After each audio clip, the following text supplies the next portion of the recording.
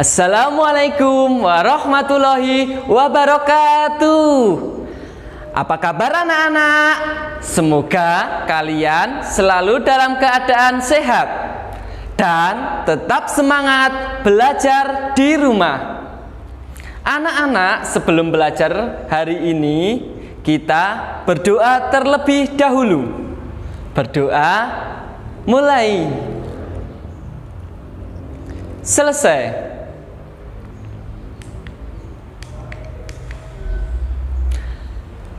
Nah, sekarang anak-anak, hari ini kita akan belajar kelas 2, tema 2, subtema 1, pembelajaran 3. Tujuan pembelajaran hari ini, yang pertama, setelah mendengarkan contoh dari guru, peserta didik mampu membedakan panjang dan pendek bunyi pada lagu anak menggunakan simbol dengan tepat. Yang kedua, setelah membaca teks benda di sekitar kita, peserta didik dapat menyebutkan kosakata yang berkaitan dengan keragaman benda berdasarkan bentuknya dengan benar. Yang ketiga, peserta didik dapat menjelaskan makna kosakata yang berkaitan dengan keragaman benda berdasarkan bentuknya dengan tepat.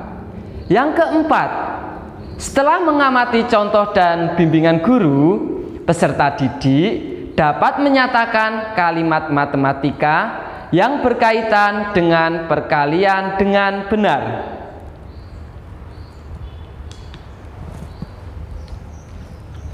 Sekarang kita masuk ke materi yang akan kita pelajari ya anak-anak.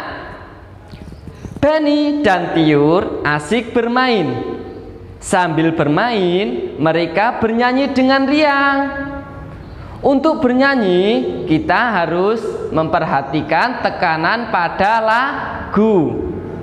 Lagu biasanya dinyanyikan dengan tekanan kuat dan tekanan lemah. Dengarkan penjelasan Pak Setio terlebih dahulu ya. Masih ingatkah kalian lagu Berdayung?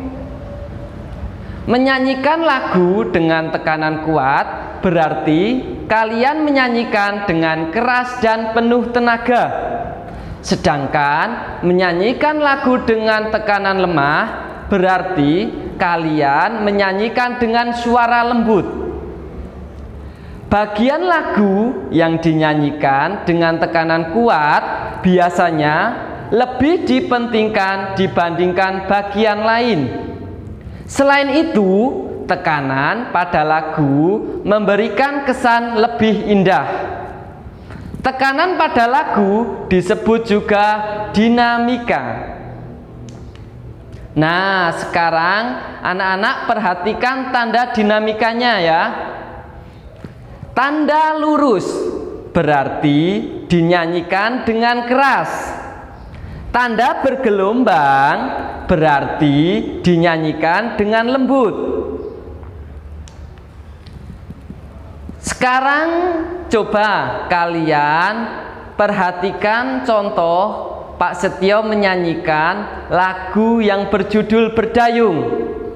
Nanti anak-anak bisa menirukan dan belajar di rumah didampingi oleh orang tua untuk belajar nyanyi yang berjudul lagu Berdayung. Sekarang perhatikan Pak Setio menyanyi. Lajulah perahuku laju, meluncur di air biru. Lajulah perahuku laju ke tempat yang aku tuju. Nah anak-anak, pasti anak-anak sudah bisa membedakan tanda yang dinyanyikan dengan keras dan tanda yang dinyanyikan lembut. Anak-anak, Pak Setio akan menyampaikan sesuatu. Perhatikan ya. Aku adalah sebuah benda. Bentukku segi 4. Aku digunakan untuk menulis sesuatu. Aku juga bisa dilipat menjadi beragam bentuk. Misalnya bentuk perahu, bentuk pesawat, bentuk burung, dan lain-lain. Apakah aku? Nah, anak-anak, sekarang Pak Setio ada pertanyaan buat anak-anak. Jawab ya nanti di buku tugas kalian. Pertanyaannya adalah 1. Benda apakah yang dimaksud? 2. Apakah kamu mempunyai benda tersebut? 3. Bagaimana bentuknya? Yang keempat, apa kegunaannya? Nah, anak-anak, silahkan kalian kerjakan di buku tugas. Yang Pak Setio sampaikan tadi adalah teks pendek. Untuk membaca teks pendek, kalian harus memperhatikan lafal dan intonasi. Apakah lafal itu dan apakah intonasi itu?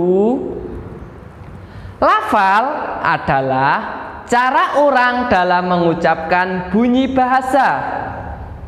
Bunyi bahasa Indonesia antara lain meliputi vokal dan konsonan. Sedangkan intonasi adalah naik turunnya lagu atau nada kalimat. Intonasi berfungsi sebagai pembentuk makna kalimat. Anak-anak, Pak Setio akan membacakan teks pendek. Kalian harus menyimaknya ya. Benda-benda di sekitar kita. Ada banyak benda di sekitar kita. Setiap benda mempunyai sifat yang berbeda dengan benda lainnya. Ada yang halus, kasar, basah, dan lain sebagainya. Contoh benda yang kasar antara lain batu, pasir, dan kulit pohon. Contoh benda yang basah adalah air. Benda yang memiliki permukaan halus antara lain kapas, bulu, dan kertas. Tentunya masih banyak sifat-sifat lain dari benda-benda di sekitar kita. Bentuk benda juga beragam. Ada yang bentuknya tetap, ada juga yang berubah. Bentuk pensil dan kertas akan selalu tetap, walaupun telah dipindahkan ke tempat yang berbeda. Sedangkan air di dalam gelas, jika dipindahkan ke botol, bentuknya akan berubah menyerupai botol. Nah, anak-anak pasti sudah menemukan kosakata baru dari teks yang disampaikan Pak Setio tadi. Apa itu kosakata? Kosakata adalah kumpulan kata yang kalian miliki. Kalian bisa menemukan kosakata baru setiap hari. Baik yang sudah kalian ketahui maknanya ataupun yang belum.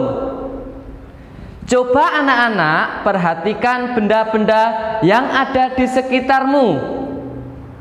Ada kertas, batu, pensil, buku, dan sebagainya.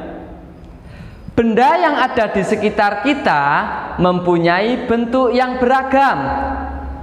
Ada benda yang permukaannya halus, misalnya kapas dan kertas. Ada juga benda yang permukaannya kasar, misalnya batu dan pasir. Dari keragaman benda yang ada di sekitarmu, ada beberapa kosakata yang baru. Misalnya, yang pertama, halus. Halus artinya licin, lembut, atau tidak kasar. Yang kedua, kasar. Kasar artinya kesat atau tidak halus. Yang ketiga, basah. Basah artinya mengandung air. Yang keempat, tetap. Tetap artinya tidak berubah keadaan atau bentuknya. Yang kelima, berubah. Berubah artinya berbeda dari semula. Benda-benda ada yang bentuknya tetap dan ada yang bentuknya berubah. Pensil dan kertas bentuknya akan selalu tetap, meskipun dipindahkan ke tempat yang berbeda. Pensil dan kertas disebut benda padat. Ciri-ciri benda padat adalah bentuk dan ukurannya tetap. Contohnya, kertas, pensil, dan batu. Sedangkan ciri-ciri benda cair adalah ukurannya tetap, tapi bentuknya berubah sesuai tempatnya. Contohnya, air dan minyak. Air di dalam gelas jika dipindahkan ke botol, bentuknya akan menyerupai botol. Air disebut juga dengan benda cair. Perhatikan gambar berikut ini. Sore ini Benny dan Tiur bermain di halaman rumah mereka. Mereka bermain congklak menggunakan batu-batu kecil yang ada di halaman rumahnya. Batu adalah salah satu contoh benda yang tidak berubah bentuknya jika dipindahkan tempat atau wadahnya. Benny dan Tiur menggunakan batu untuk bermain congklak. Benny menaruh masing-masing 3 batu di 4 lubang congklak. Berapa jumlah batu yang ada di papan congklak? Mereka meletakkan batu-batu kecil di lubang congklak. Setiap kotak di lubang congklak berisi 4 batu. Mereka meletakkan batu-batu kecil di lubang-lubang congklak. Mereka mengisi 3 lubang, dan dalam 1 lubang diisi dengan 4 batu. Berapa jumlah batu yang ada di lubang congklak? Untuk menghitung jumlah batunya, maka kalian bisa menuliskan bentuk penjumlahannya seperti ini. 4 ditambah 4 ditambah 4. Agar lebih mudah dalam menghitung, kalian bisa mengubahnya ke dalam bentuk perkalian. Bentuk perkalian dapat ditulis dengan mendahulukan jumlah wadahnya terlebih dahulu, kemudian dikalikan jumlah isinya. 3 adalah jumlah lubang.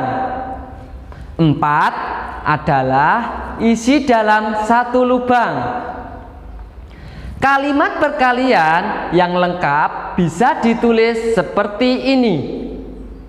4 ditambah 4 ditambah 4 sama dengan 3 dikali 4 sama dengan 12. Nah, anak-anak, jadi jumlah batu yang mengisi lubang congklak ada 12 batu. Sekarang anak-anak coba hitung jumlah benda pada latihan soal berikut ini. Kerjakan menggunakan perkalian ya. Anak-anak, kalian sudah mempelajari tentang yang pertama, tekanan memberikan kesan yang lebih indah pada lagu. Yang kedua, batu dan kertas bentuknya tidak berubah meskipun dipindah ke wadah lain. Yang ketiga, perkalian sebagai penjumlahan berulang. Oke, tetap semangat belajar di rumah ya. Jaga kesehatan, taati protokol kesehatan, gunakan masker ketika keluar rumah, cuci tangan pakai sabun, makan makanan yang bergizi, dan istirahat yang cukup. Sekian dari Pak Setio. Wassalamualaikum warahmatullahi wabarakatuh.